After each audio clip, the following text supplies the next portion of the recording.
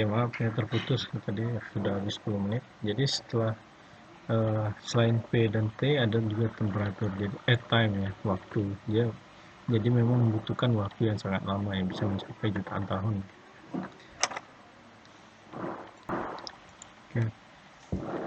Lalu setelah mengalami setelah waktu yang cukup lama yang bisa mencapai jutaan tahun, si material organik yang ada di batuan sosrok ini mengalami proses kematangan ya, yaitu atau maturation ya, sehingga batuan sosrok ini ya, dia akan dijenuhi oleh minyak gitu ya, sehingga minyak ini akan memaksa untuk keluar dari si sosrok ini, dimana sosrok ini kan dia sifatnya poros dan impermeable ya, dia tidak mengalirkan fluida, tapi karena si sosok ini sudah terjenuhi oleh minyak, dia memaksa akhirnya untuk keluar dari si sosok dan melakukan migrasi.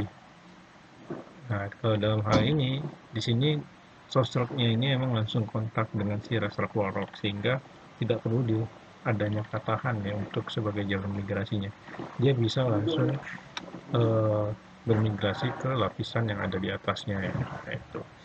Penyebabnya mungkin dikarenakan adanya eh, faktor pelampungan ya, karena adanya densitas. Nah, itu kan.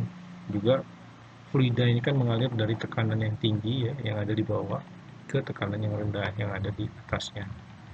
Dia bermigrasi sampailah menuju ke suatu eh, struktur berupa antiklin ya, sehingga dia bisa eh, terakumulasi di reservoir tersebut. Nah, itu. Dan yang warna hijau muda ini adalah batuan silnya, sehingga si minyak ini dia tersimpan ya, sehingga tidak terawetkan ya, atau preservation ya, dan berada di dalam reservoir ini ya. Namun kalau dia melebihi spill of batas spillnya ya, atau batas tumpahnya, dia minyak ini bakalan terus bermigrasi mencari reservoir yang lain. Apabila tidak ketemu reservoir, maka si minyak ini bakalan eh, tersingkap ke permukaan dan menjadi manifestasi berupa oil ini ya, menjadi oil seepage ya. Nah, itu. Nah, ini garis yang biru dan merah ini adalah menunjukkan top oil window dan top gas window, di mana top oil window ini adalah batas di mana si migas ini bakalan terbentuk ya. Jadi ada tekanan dan temperatur minimumnya. Sedangkan top gas window ini adalah batas di mana si minyak ini eh, gas ini bakalan gosong ya. Jadi kalau melebihi dari top gas window, si hidrokarbon ini bakalan overmature atau gosong ya, sehingga uh, minyaknya menghilang gitu ya. Oke, kita lanjut ya.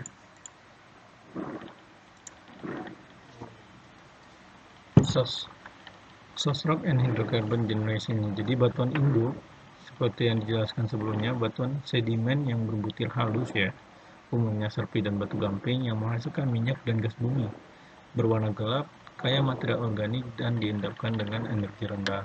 Ini ya. Jadi teori utama mengenai asal terjadinya itu ada dua. Yang pertama teori anorganik atau abiogenesa, dan yang kedua adalah teori organik atau biogenesa. Itu ya. Untuk teori organik adalah teori yang biasa kita dengar sebelumnya ya, di mana si hidrokarbon ini atau migas ini berasal dari makhluk hidup ya, yang hidup di jutaan tahun yang lalu, baik itu dari dinosaurus atau dari tumbuhan, dan juga dari makhluk hidup yang ada di laut ya, berupa plankton ataupun yang lainnya ya. Lalu dia mengalami terendapkan di suatu cekungan ya. Lalu karena P dan T yang tinggi, yang relatif tinggi ya. Kenapa relatif tinggi? Karena dia punya P dan T yang maksimal. Jadi kalau P dan T-nya terlalu tinggi, si migas juga nggak akan terbentuk. Tapi kalau P dan T-nya terlalu rendah, sama dia nggak akan terbentuk juga. Lalu setelah mengalami proses pematangan, minyak ini bermigrasi ke suatu reservoir, dan ini yang dieksploitasi oleh kita saat ini itu ya. Itu adalah teori organik ya, atau teori biogenesa. Next, selanjutnya. Nah, ini adalah teori asal anorganik atau abiogenesa ya. Jadi di sini ada 4 teori yang tentang anorganiknya ya. Jadi yang pertama teori alkali panas dengan CO2 ya, jadi reaksi antara alkali panas dengan CO2, oleh Berthelot 1866 ya. Kemudian teori karbida panas dengan air ya, oleh Mendeleev tahun 1877, teori emanasi vulkanik 1805, dan hipotesa asal kosmik ya. Nah ini cuman ini ya, cuman hipotesa ya. Jadi kebenarannya itu belum tentu benar ya. Jadi cuman argumen lah ya. Karena ini kan memang dikemukakan di tahun lama sekali ya, di tahun 1800-an. Sehingga mungkin teknologi pada zaman dahulu itu belum ada ya untuk mengidentifikasi asal dari si hidrokarbon itu ya. Yang kita percaya saat ini adalah si hidrokarbon ini berasal dari ini ya, material organik ya. Ini adalah penjelasan dari teori asal anorganik tadi ya. Jadi yang pertama, hipotesis teori ini menyatakan bahwa di dalam bumi terdapat logam alkali ya, dalam keadaan bebas dan bertemperatur tinggi. Jadi jika karbon dioksida atau CO2 yang datang dari udara bersentuhan dengan alkali panas ini, maka akan terbentuk benzena atau C6H6. Ya. Dan yang kedua, teori ini beranggapan bahwa di dalam kerak bumi terdapat karbida besi. Kemudian air yang masuk ke dalam kerak bumi membentuk hidrokarbon yang membentuk minyak bumi. Nah itu ya. Lalu yang ketiga, teori ini menganggap bahwa hidrokarbon berasal dari magma dan keluar melalui patahan yang menghasilkan gunung api, lumpur, dan gunung api vulkanik. Itu ya. Dan yang keempat adalah teori ini menyatakan bahwa adanya, ini ketutup gambar ya. Jadi intinya itu yang keempat ini hipotesa asal kosmik ya. Jadi minyak bumi ini menurut siapa saya nggak tahu ya, pengusaha siapa, dia berasal dari luar angkasa ya, dari kosmis. Jadi ini sebenarnya masih hipotesa ya, cuman lupa anggap argumen ya, dan tidak bisa dipercaya lah pengalamannya gitu ya. Next, ini untuk origin of petroleum ya. Nah ini untuk rumus kimianya mungkin ya, dari pernyataan tadi ya.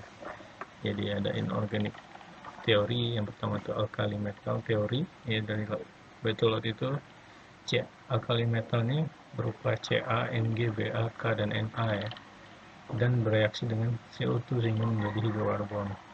Lalu teori karbida oleh Mendeleev tahun 1877 ya, jadi FeC2 besi tadi bereaksi dengan 2H2O ya, air, sehingga menjadi C2H2 plus FeOH2. Oke, lalu yang kedua teori organik, jadi animal origin theory dari Engler tahun 1911, vegetable origin theory dari Hofer ya, hydrogenation of coal or other carbonate material. Lalu duplex origin combination Robert 2FeO 4H2O 3Fe 3O3H2. Itu ya.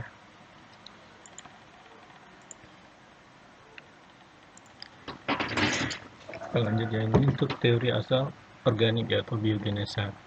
Jadi menurut teori organik, proses pembentukan minyak terdiri dari 3 fase ya. Yang pertama itu pembentukannya sendiri, yang terdiri dari pengumpulan zat organik, pengawetan zat organik, lalu transformasi zat organik menjadi minyak bumi.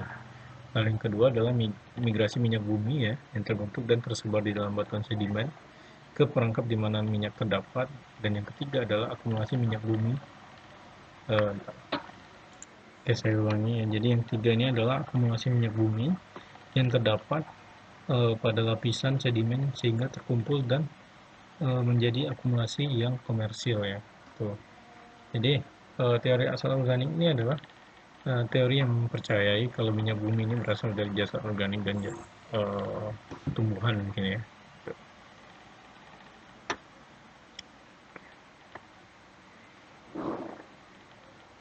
Oke, kita lanjut. Ini udah mau habis kayaknya. Kita lanjut di